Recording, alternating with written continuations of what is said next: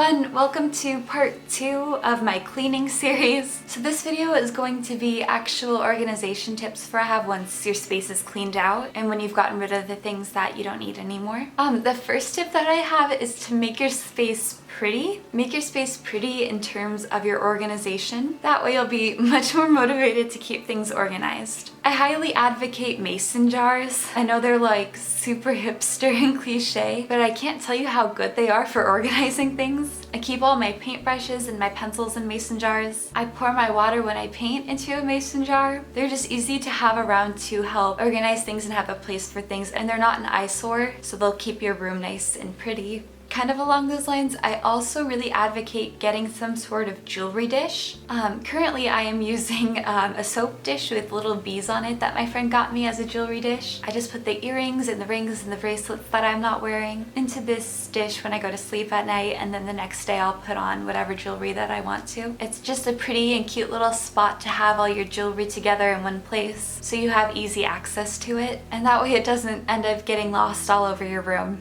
Don't ask me how I know. The next tip that I have is to organize things by color. So this is something that I do so often with pretty much everything. I do it with the apps on my phone. I gotta say, life is so much prettier when things are all in the right colors. My closet is organized by color.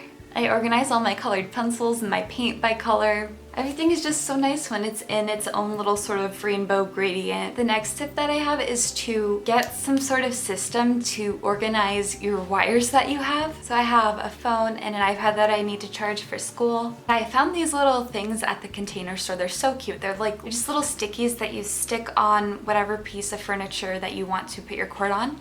And then you kind of like rest the cord in between and it like holds the cord for you. I can't stress how convenient it is to already know where your cord is going to be. When you're organizing things, develop your own system. Figure out which method of organization works best for you. So maybe your school has a block schedule and you only have certain classes on certain days. Maybe you should organize your school stuff by days of the week where you have the classes rather than all your classes together. One of the things that has helped me the most in terms of organization is being able to distinguish the things that I use on a daily basis and then the things that I use less often. If I put those into 2 different groups and I can organize each group accordingly, it's really helpful and convenient to my everyday life. For example, I have a little drawer on my bedside table that I keep all the art supplies that I use every day, and then I have another drawer on my dresser where I keep the things that I don't use every day, like my canvas tiles and my big watercolor paper. And then in the drawer in my bedside table I have things like my graphite pencils, my pencil sharpener, my watercolors, etc. In terms of keeping things clean, I really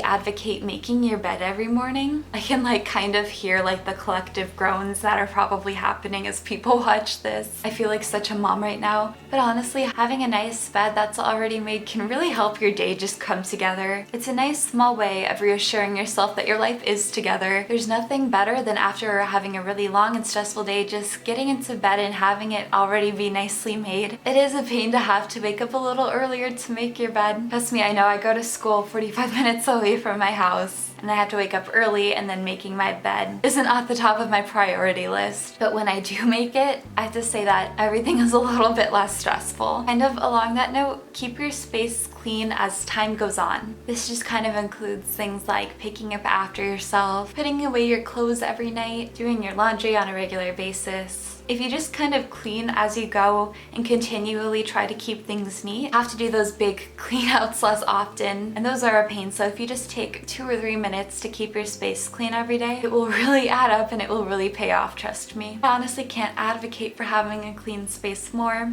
It's been scientifically proven that having a neat and clean space can kind of help with depression and anxiety and other things. And plus, it's just less stressful to have a neat space, and you don't deserve any negative stress. You just deserve all the happiness and peace in the world. Okay, so that was it for this part of the video. Thank you so much for watching.